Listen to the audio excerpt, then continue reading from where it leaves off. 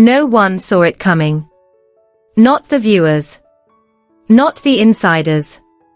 Not even the moderators scrambling behind the scenes as Candace Owens leaned into the camera with a stare so sharp it could slice through the internet itself. Her voice cracked, just barely, but enough to send an electric jolt through every phone, tablet, and laptop watching. "You don't understand," she whispered. "You have no idea why Erika is sabotaging everything." In that moment, the world didn't just pause, it stopped breathing. Within seconds, Twitter detonated. Reddit caught fire. Telegram groups erupted like underground volcanoes as screenshots, real, fake, blurred, red-circled, spread faster than wildfire in hurricane winds. Because Candace Owens never whispers. She declares. She storms. She commands. So for her to whisper. For her eyes to twitch with that flicker of terror. For her to break the unspoken pact of silence surrounding Charlie's case. It meant something catastrophic was unfolding behind the scenes. People scrambled to replay the clip. TikTok detectives slowed the audio to 0.5x speed. Conspiracy threads swelled with theories so insane that even seasoned commentators hesitated before posting. But then came the moment that pushed the internet over the edge. A leaked message, anonymous sender, no profile photo, no metadata, surfaced with one chilling line. Candace wasn't supposed to reveal it yet. She knows what Erika did. And instantly, every rumor became a firestorm. Every suspicion became a countdown. Every viewer felt the ground shift beneath them. Because if Candace Owens was finally breaking, something monstrous was hiding in the shadows. Candace didn't speak at first. She just stared at the camera, breathing hard, her fingers trembling off-screen like she had just witnessed something she could never unsee. Everyone watching thought the stream had frozen. It hadn't. Candace was deciding whether to destroy someone's life or save Charlie's legacy. And when she finally exhaled, the entire internet held its breath with her. Because what she was about to reveal wouldn't just break the story open, it would detonate it. The truth didn't hit her all at once. It dripped in slowly, like poison sliding under a door. A screenshot here. A leaked voicemail there. A whispered warning from someone too terrified to attach their name. But the moment that changed everything was the message Candace received at 2:14 a.m. No greeting. No signature. Just one line, check Erika's timeline again. It doesn't match, because it was never meant to. Attached were 3 files. 3 pieces of evidence investigators never publicly acknowledged. 3 inconsistencies that pointed to something far darker than grief, confusion, or trauma. Someone wasn't just lying. Someone was manufacturing a narrative. The missing hour was the first crack. Erika gave one version to Charlie's family. Another to investigators. Another to donors. And a fourth to her closest friends, who were so shaken by the inconsistencies they stopped speaking to her altogether. Every time she described that hour, the details shifted. Where she stood. Who she spoke to. What she remembered. What she didn't recall. It was a timeline made of smoke. And investigators knew it. Candace didn't want to believe the worst. Not at first. Not even after she received the leaked text from someone inside TPUSA's inner circle. A message that read, "She's blocking people. She's controlling the narrative. And she doesn't want certain evidence reviewed." Candace reread it 12 times. Her hands shaking harder each time. She started pacing her kitchen. Replaying old videos of Erika. Listening to old interviews. Watching subtle reactions she never noticed before. Was Erika hiding something? Or was she protecting someone? Candace didn't know yet.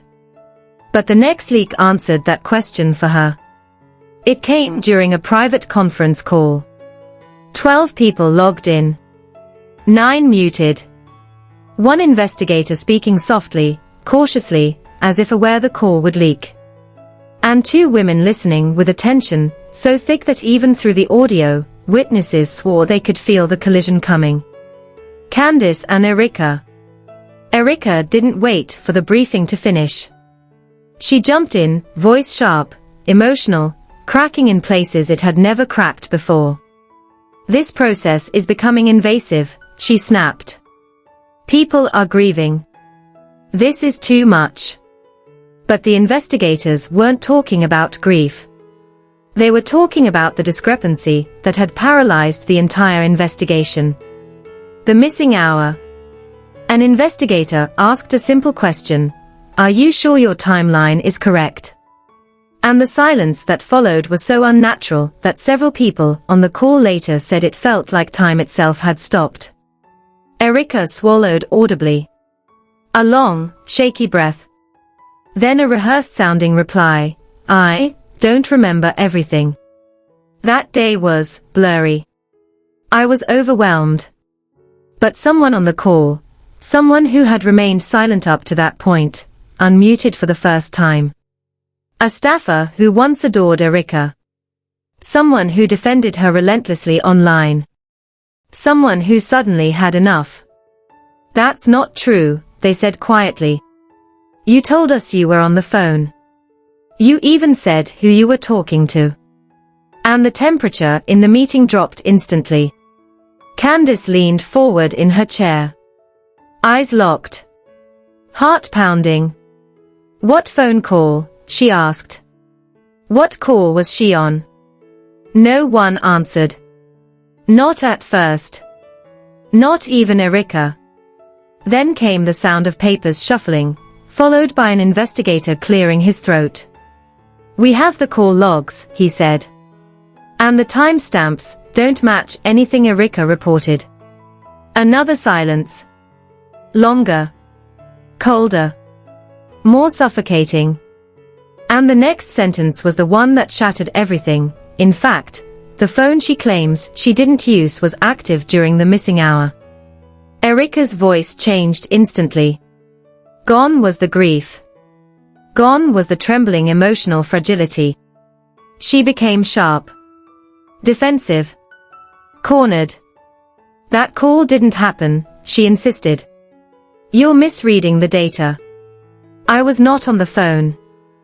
I don't remember any call. This is wrong." But investigators had the logs. The metadata. The voicemail ping. They even had the tower location. The call happened. And it happened during the 1 hour Erika couldn't explain. Candace stared at her screen, feeling sick. Nothing about this looked like grief anymore. It looked like strategy. After the call, more leaks started pouring into Candace's inbox, so fast she could barely keep up. Screenshots. Clip recordings. Anonymous warnings. One message in particular froze her blood. "She's been telling people not to talk. She says she needs to organize their statements before investigators reach them." Another message claimed she insisted certain documents be reviewed privately before being turned over. Another said evidence had been redirected. Another said witnesses backed out after talking to Erika. It wasn't chaotic. It was controlled. Too controlled. But the real turning point came when footage leaked from the night before everything spiraled. Footage that contradicted everything Erika had said. She claimed she had stayed home. Alone. Isolated. Grieving.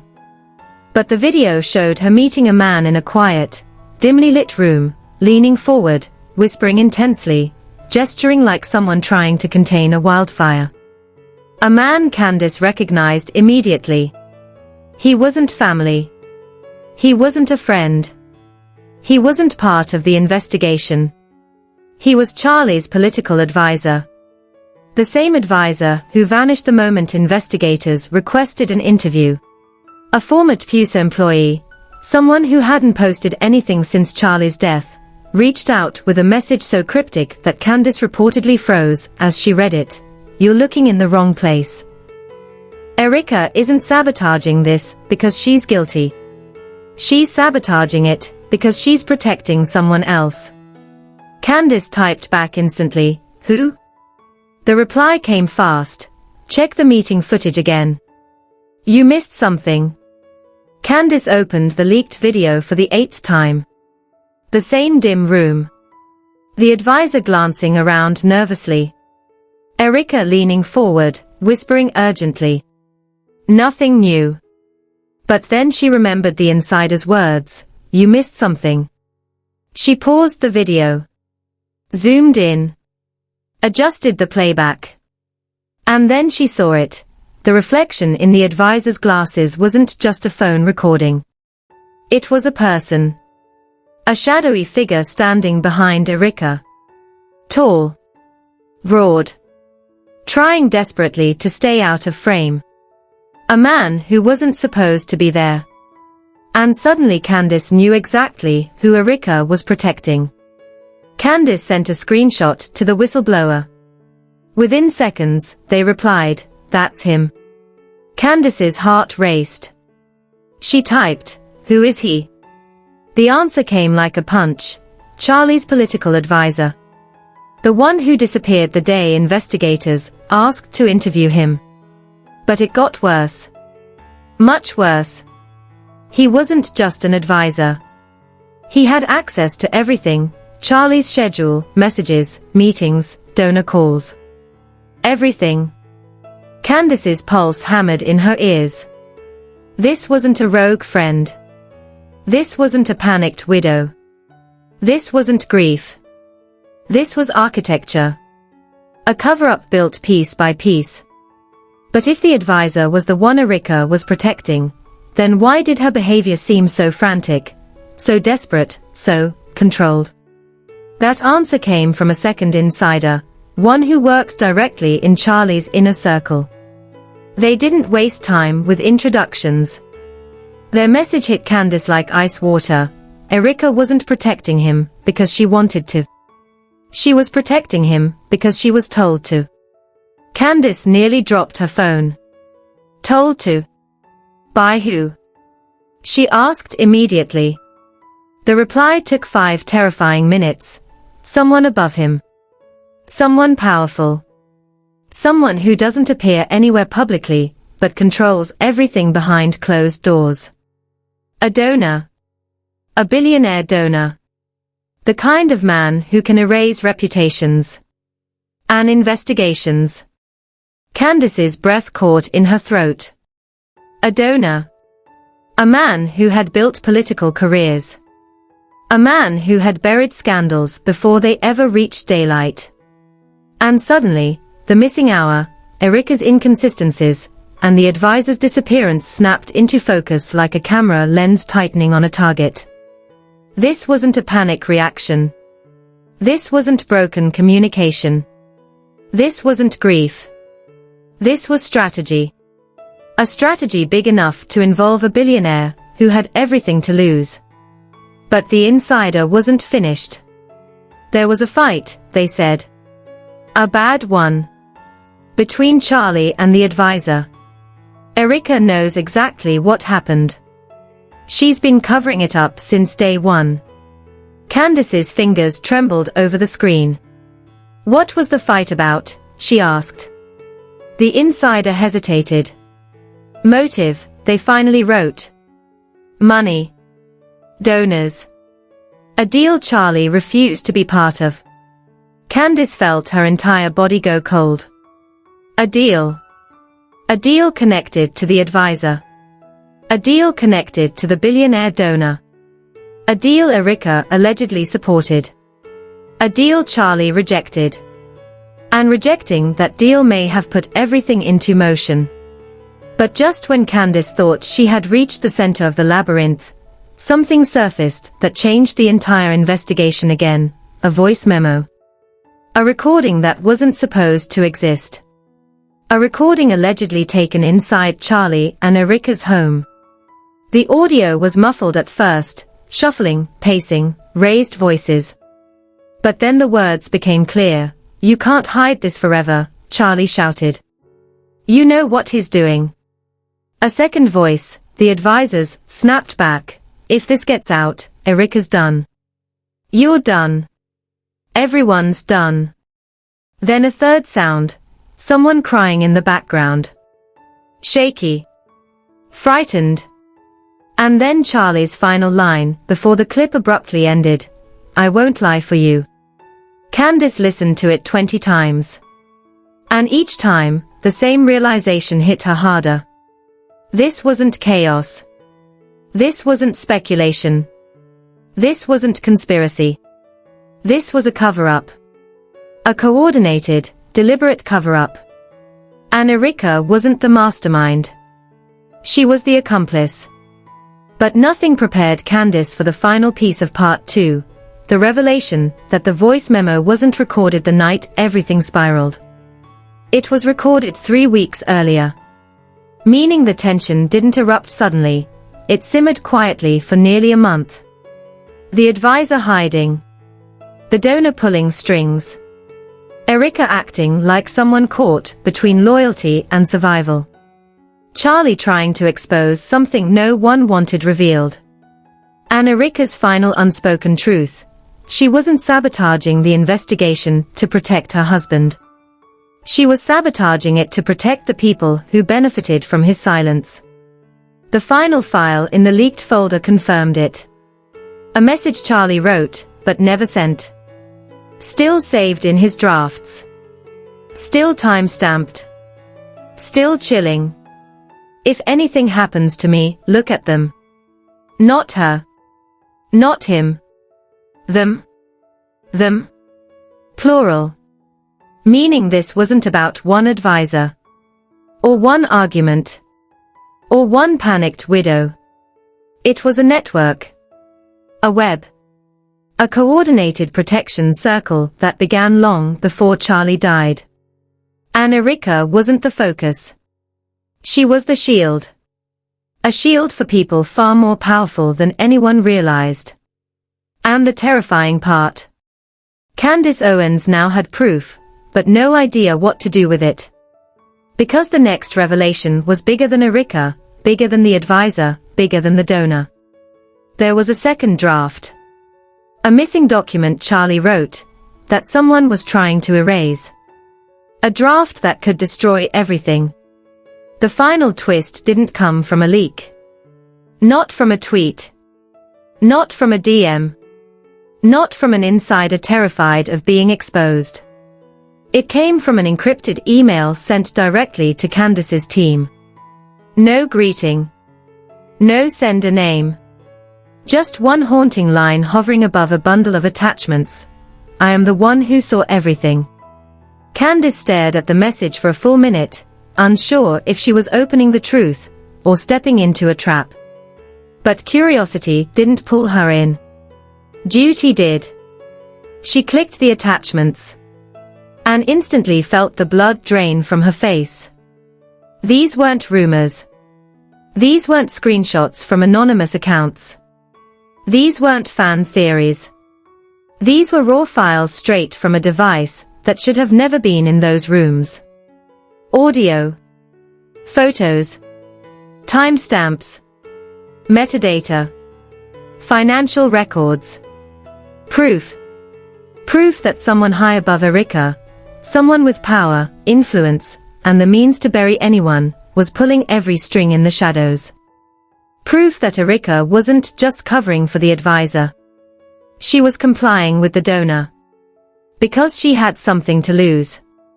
Something massive. The first document Candace opened was a financial transfer. An untraceable deposit. A disturbing amount. Funneled directly into an account linked to Erika's name. The date? 3 days before the advisor vanished. Candace blinked. Stared. Reread every digit. Was Erika being paid to stay silent? Paid to misdirect investigators? Paid to dismantle Charlie's truth piece by piece? But the lines it did contain changed everything.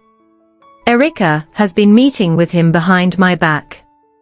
I know about the deal. I know what they are planning. If something goes wrong, look at them first.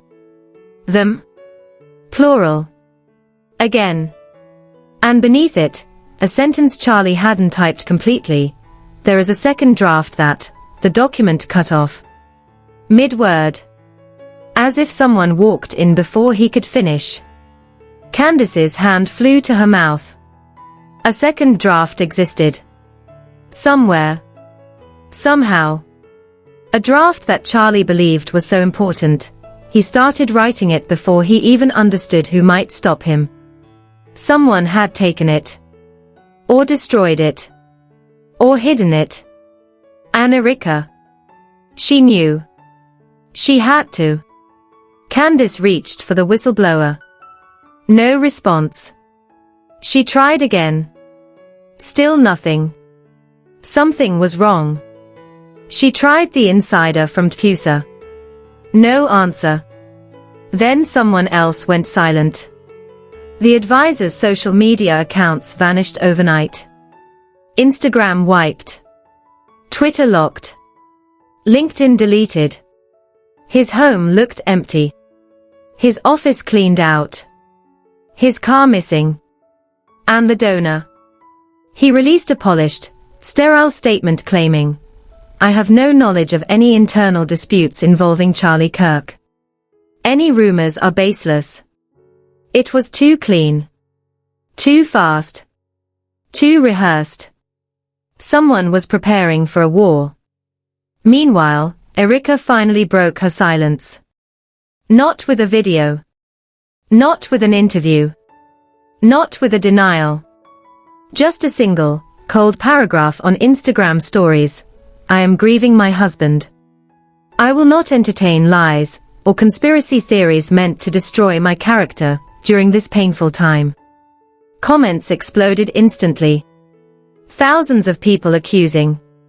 Thousands defending. Thousands demanding answers. But the detail that frightened everyone the most. She didn't deny sabotaging the investigation. She didn't deny protecting the advisor. She didn't deny meeting the donor. She didn't deny the missing hour. Her statement wasn't a rejection, it was a deflection. And everyone saw through it. Political commentators jumped in. Influencers posted breakdowns. TikTok detectives built timelines. Reddit threads ballooned into digital war zones. But the moment that truly terrified the internet, the moment that made even neutral accounts panic, came from Charlie's own sister. She tweeted, "Candace isn't lying." 3 words. Nothing more. 3 words that sent shockwaves through every circle of the conservative world. 3 words that confirmed that this wasn't drama, it was truth. Dark, dangerous truth. Candace refused interviews. Refused podcasts. Refused all requests for comment. But she posted one final message before going completely silent online. "The second draft changes everything." Millions saw it. Millions screenshot it. Millions begged for answers. What was in it? Who had it? Why was it missing? What threat did it expose? And who was willing to silence people to keep it buried? The internet lost its collective mind. Because the second draft wasn't just a missing document. It was motive.